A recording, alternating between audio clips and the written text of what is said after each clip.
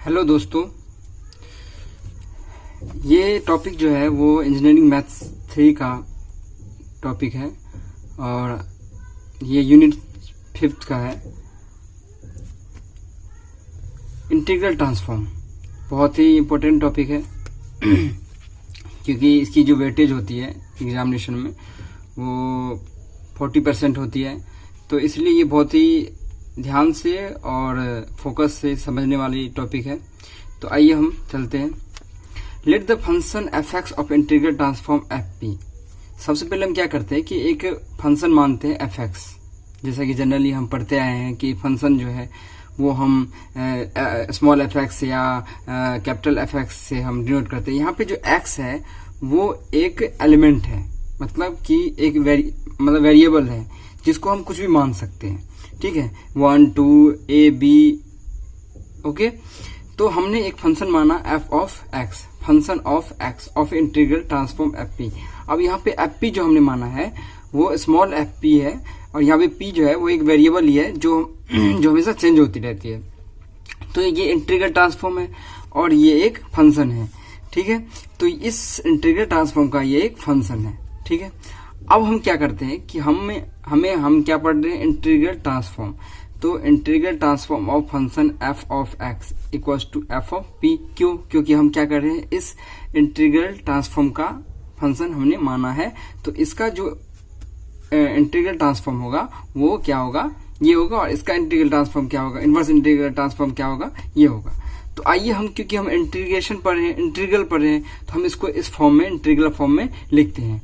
तो integration of a to b f of x के p comma x d x with respect to d x. हम क्या किए, हमने इसका एक इंटीग्रल फॉर्म में हमने इसको लिख दिया। यहाँ पे के ऑफ पी एंड एक्स जो है वो एक, यहाँ पे पी एंड एक्स ये क्या है, यहाँ हमने ये देखिए यहाँ पे ये एफ एक्स जो है वो क्या एक फंक्शन है। फंक्शन मतलब फंक्शन कुछ भी हो सकता है। जैसे मान लो कि f x equals to 4x + 3/2y।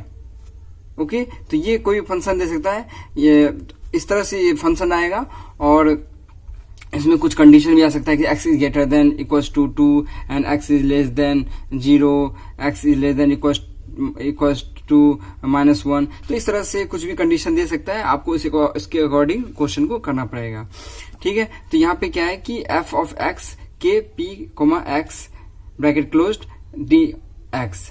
ठीक है, तो सबसे पहले हमें क्या करना है कि एफ ऑफ एक्स जो दिया रहेगा उसको हमें डी एक्स के रिस्पेक्ट में इंटीग्रेट करना पड़ेगा, या यहाँ पे y फॉर्म में भी हो सकता है, t फॉर्म में हो सकता है। तो यहाँ पे क्या आएगा, डी एक्स डी वाई। ठीक है, तो पहले हम क्या करेंगे, dx के रिस्पेक्ट में करेंगे, उसके बाद dy के रिस्पेक्ट में करेंगे डिफरेंशिएशन, उसके बाद हम इंटीग्रेट करेंगे। और यहाँ पे k p और x ये जो है वो वही कंडीशन जो दिया रहता है कि यहाँ पे, क्योंकि हम यहाँ पे इंटीग्रल फॉर्म एफ पी निकाल रहे हैं तो एफ एक्स तो दिया रहेगा, एफ पी जो होगा हमारा वो एक कंडीशन होगा। कंडीशन में जैसे x is greater than equals to -1 इस तरह से होगा, तो उसको हम यहाँ पे इंटीग्रेट करेंगे। यहाँ पे जो लिमिट दिया रहेगा इसके अकॉर्डिंग लिमिट होगा। ओके, यहाँ पे है कि के P of X is the kernel of transform, मतलब इसको एक नाम दिया गया है, kernel of transform. P is parameter of the transform, P जो होगा वो पैरामीटर ऑफ द ट्रांसफॉर्म होगा। F of X is the inverse transform of A. हमने बताया था कि यहाँ पे ये इसका जो इनवर्स ट्रांसफॉर्म है, इंटीग्रल ट्रांसफॉर्म है ये है, और इसका इनवर्स इंटीग्रल ट्रांसफॉर्म जो है वो एफ ऑफ एक्स है। आगे हम इसका इनवर्स इंटीग्रल ट्रांसफॉर्म कैसे निकालते हैं और उसका क्या फॉर्मूला होता है वो हम आपको बताएंगे। उसके बाद है कि sum of the well known transform. हमने बहुत सारे ट्रांसफॉर्म पढ़े हैं, जैसे Laplace transform, complex Fourier transform, Fourier sine transform, इस तरह से बहुत सारे ट्रांसफॉर्म है। तो बेसिक्स जो ट्रांसफॉर्म है उसमें वो है कि लेप्लास ट्रांसफॉर्म। ठीक है, उसके बाद है कॉम्प्लेक्स फोरियर ट्रांसफॉर्म, और उसके बाद हम इसमें ही लेप्लास ट्रांसफॉर्म और कॉम्प्लेक्स फोरियर ट्रांसफॉर्म ही छोटे छोटे हम ट्रांसफॉर्म पढ़ेंगे, जैसे फोरियर साइन ट्रांसफॉर्म है, उसका फोरियर कोसाइन ट्रांसफॉर्म है। ठीक है, तो यहाँ पे लेप्लास ट्रांसफॉर्म जो होगा वो इस फंक्शन का वो क्या होगा, यहाँ पे जैसे कि मान लो कोई फंक्शन है k p x small bracket close equals to e - px। ठीक है, तो इसका जो लेप्लास ट्रांसफॉर्म होगा, तो यहाँ पे के पी कॉमा एक्स जो है वो एक फंक्शन ही है, तो हम मान लेते हैं कि Laplace transform f x equals to f p, और इसको इंटीग्रल फॉर्म हमने कैसे लिख दिया, integration of f x 0 to infinite e power minus x d x. Okay, तो ये एक लैप्लास ट्रांसफॉर्म का बेसिक्स फॉर्मूला, सबसे बेसिक्स फॉर्मूला जो है वो क्या है हमारा लैप्लास ट्रांसफॉर्म का ये है। उसके बाद हम आते हैं कॉम्प्लेक्स फोरियर ट्रांसफॉर्म के, सेम चीज यहाँ पे क्या है कि के p comma x equals to e power iota p x.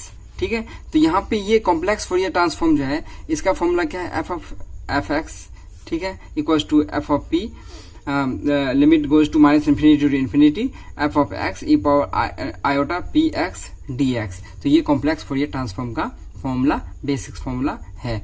ये बहुत ही इंपॉर्टेंट फॉर्मूला है, हम ये हमारे जीवन में हमेशा काम आता है। हम अगर मतलब पढ़ाई के क्षेत्र में अगर रहते हैं तो हमें ये फॉर्मूला वो हमेशा काम आता है। ठीक है, वैसे भी मैथमेटिक्स जो है वो कभी पीछा नहीं छोड़ती है, तो वैसे ही फॉर्मूला जो है वो कभी पीछे नहीं छोड़ती है। हमेशा किसी भी चीज में, चाहे आप फिजिक्स में पढ़ो, केमिस्ट्री में पढ़ो, मैथ्स में, इकोनॉमिक्स में, सब में मैथमेटिकल फॉर्मूला जो होती है वो यूज होती है। चाहे आप जॉब में जाओ तो कहीं ना कहीं ये चीज हमें यूज होती है। तो हम आते हैं उसके बाद कॉम्प्लेक्स फोरियर ट्रांसफॉर्म में। दो तरह के फोरियर ट्रांसफॉर्म है, Fourier sine transform and Fourier cosine transform. Fourier integral transform, तो सबसे पहले हम क्या पढ़ेंगे, हम पढ़ रहे हैं इंटीग्रल फॉर ट्रांसफॉर्म, हम पढ़ रहे हैं इंटीग्रल ट्रांसफॉर्म, तो इसलिए हमें फोरियर इंटीग्रल ट्रांसफॉर्म सबसे पहले हम पढ़ेंगे अच्छे से। तो कंडीशन हमें यहाँ पे दे रखा है कि इफ एफ ऑफ एक्स, क्या है, if F of X satisfies direct condition in every interval minus C comma C, positive minus C to C. तो यहाँ पे माइनस सी कॉमा सी जो है वो क्या है कि यहाँ पे माइनस से लेकर और प्लस सी तक हमें वैल्यू पुट करना होगा, या यहाँ पे ये भी दे सकता है माइनस 2 to 2 माइनस 0 to 3। तो इस तरह से हमें वैल्यू पुट करना पड़ेगा। ये एक इंटरवल है, मतलब इंटरवल का मतलब होता है कि यहाँ से यहाँ तक। हाउएवर लार्ज, और कभी कभी क्या होगा कि ये जो वैल्यू हो वो बड़ा भी हो सकता है, जैसे 0 to इन्फिनिटी या -1 to इन्फिनिटी या माइनस इन्फिनिटी टू इन्फिनिटी।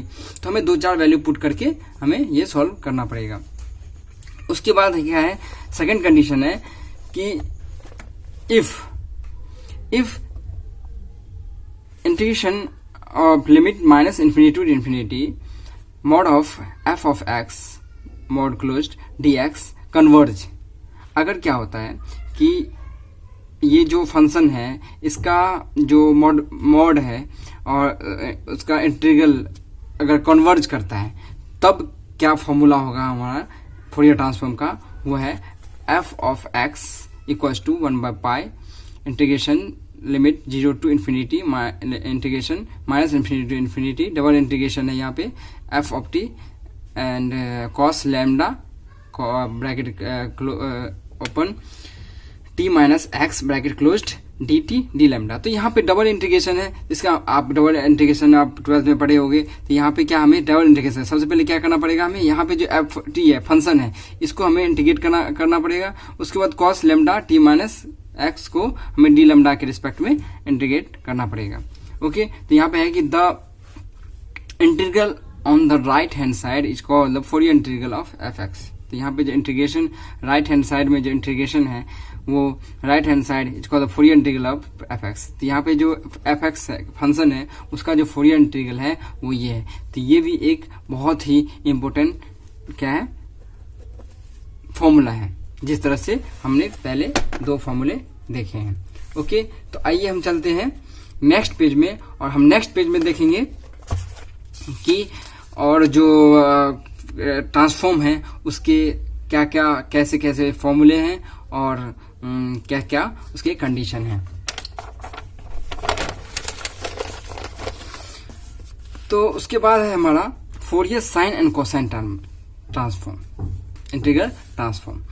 तो हमने ये जो Fourier sine and cosine integral transform है ये कॉम्प्लेक्स, क्योंकि साइन ट्रिग्नोमेट्री जो है वो एक कॉम्प्लेक्स ट्रिग्नोमेट्री भी है और एक जनरल ट्रिग्नोमेट्री भी है। तो हम कॉम्प्लेक्स जो फोरियर ट्रांसफॉर्म पढ़ेंगे उसमें हम पढ़ेंगे Fourier sine and cosine integral transform, ठीक है, इसीलिए ये कॉम्प्लेक्स में आया।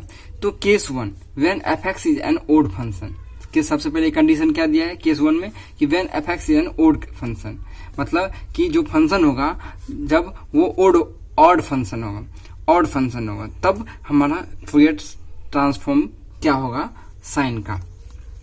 तो ये हम देखते हैं फॉर्मूला कि f of x equals to, यहाँ पे f ऑफ x जो है वो एक फंक्शन है, मतलब हमने ये f x जो होगा वो एक साइन फॉर्म में होगा, फंक्शन जो है वो एक साइन फॉर्म में होगा, और उसका हमें integral transform, Fourier integral transform हमें निकालना है। तो 2/π limit goes to 0 to infinity integral of sine lambda x integration of limit goes to 0 to infinity f of t sine lambda t dt d lambda. तो जब मैं अभी एक example बताऊंगा तो उससे आप इस फॉर्मूले को आसानी से समझ सकते हो। तो सबसे पहले हम ये फॉर्मूला देख लेते हैं, उसके बाद हम एक एक करके एग्जांपल करेंगे। This is called the Fourier sine integral. ये बहुत ही इंपॉर्टेंट फॉर्मूला है और इस पे क्वेश्चन आता है एग्जामिनेशन में। तो this is called the Fourier sine integral, ठीक है, इसको हम क्या कहेंगे, फोरियर साइन इंटीग्रल। जो f(x) होगा वो एक साइन फॉर्म में होगा और हमें उसको जो है वो फोरियर इंटीग्रल ट्रांसफॉर्म निकालना है। उसके बाद हम देखते हैं कि case 2 when f(x) is N even function. Case 2 में क्या है कि जब f(x) होगा वो इवन फंक्शन होगा, मतलब क्योंकि हम देखिए जैसे कि हमने पढ़ाया है कि sine of -x equal to क्या होता है, माइनस साइन x, ठीक है, लेकिन cos ऑफ -x जो होगा वो cos x हो जाएगा, पॉजिटिव का cos x हो जाएगा। तो इसीलिए हम इसको क्या करते हैं कि इसको यहाँ पे ऑड माना है कि f(x) जो होगा वो एक ऑड फंक्शन जब होगा, और यहाँ पे जब f(x) जो होगा वो एक इवन फंक्शन होगा। ओके, तो यहाँ पे जब फंक्शन जो होगा वो इवन फंक्शन होगा तब क्या होगा कि इसका जो फोरियर कोसाइन इंटीग्रल ट्रांसफॉर्म होगा वो उसका फॉर्मूला होगा कि 2/π integration limit goes to 0 to infinity cos lambda x infinity goes to limit goes to 0 to infinity integral function of f of t cos lambda t dt d lambda. तो यहाँ पे ये आपको जो dt और d lambda दिखाई दे रहा है, यहाँ भी आपको जो dt और d लैम्डा दिखाई दे रहा है वो डबल इंटीग्रेशन फॉर्म, जैसे कि आपने पढ़ा होगा, ठीक है। तो इसको यूज करना है कि सबसे पहले जो फंक्शन दिया हुआ उसको dt के रिस्पेक्ट में हमें उसको इंटीग्रेट करना है, उसके बाद d लैम्डा के रिस्पेक्ट में हमें इंटीग्रेट करना है। इसीलिए ये जो फॉर्मूला है वो किसका फॉर्मूला है, this is called the Fourier cosine integral. आते हैं हम अब क्या, complex form of Fourier integral, ठीक है। तो complex form of Fourier integral हमने पहले भी ये कॉम्प्लेक्स फोरियर ट्रांसफॉर्म पढ़ा, तो इसका फॉर्मूला आपने देखा। अब हम complex form of Fourier integral हम पढ़ रहे हैं। जो फोरियर इंटीग्रल ट्रांसफॉर्म है उसका कॉम्प्लेक्स फॉर्म क्या है होता है वो हम पढ़ रहे हैं। तो f(x) इसका फॉर्मूला है f(x) equals to 1/2π limit goes to -infinity to infinity integral of e power minus iota lambda x integral of -infinity to positive infinity integral of ft e power iota lambda t dt d lambda, ठीक है। आते हैं हम अब क्या कुछ question पे, और क्वेश्चंस के बेसिस पे हम इस सारे फॉर्मूले को हम अच्छे से समझ सकते हैं। तो आइए हम सबसे पहले क्या देखते हैं, एक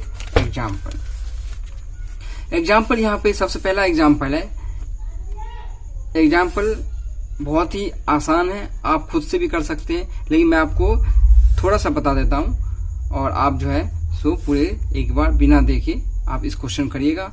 और ये जो है सो 2017 2018 में ये 2 बार आया है और पहले भी आया है, और ये लगातार 2005 2006 और 2007 में ये क्वेश्चंस आए हैं। ओके, तो आपको ये क्वेश्चन जो है बहुत ही इंपॉर्टेंट है, और इस क्वेश्चन के माध्यम से आप जो है फॉर्मूले को अच्छे से समझ सकते हैं। ओके, तो आइए हम क्या करते हैं, इसको समझते हैं।